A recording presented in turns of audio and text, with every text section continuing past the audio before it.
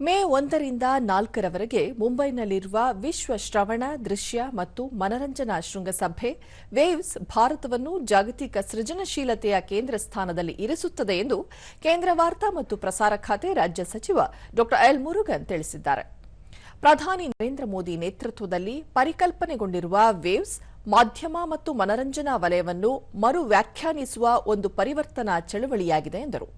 ಭಾರತದ ಮಾಧ್ಯಮ ಮತ್ತು ಮನರಂಜನಾ ಉದ್ಯಮ ವಹಿವಾಟು 2.7 ಟ್ರಿಲಿಯನ್ ರೂಪಾಯಿ ತಲುಪಿದ್ದು, ವೇವ್ಸ್ 2025 ಸೃಜನಶೀಲತೆ, ನಾವೀನ್ಯತೆ ಮತ್ತು ಉದ್ಯಮಶೀಲತೆಯಲ್ಲಿ ಮುನ್ನಡೆಸುವ ದೇಶದ ಉದ್ದೇಶವನ್ನು ಸೂಚಿಸುತ್ತದೆ ಎಂದು ಹೇಳಿದರು.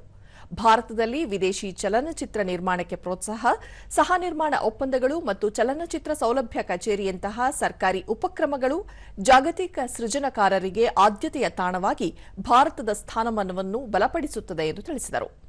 ಜಗತ್ತಿನಾದ್ಯಂತದ ನಾವೀನ್ಯಕಾರರು, ನೀತಿ ನಿರೂಪಕರು, ಕಲಾವಿದರು ಮತ್ತು ಉದ್ಯಮ ನಾಯಕರನ್ನು ವೇವ್ಸ್ ಒಟ್ಟುಗೂಡಿಸುತ್ತದೆ.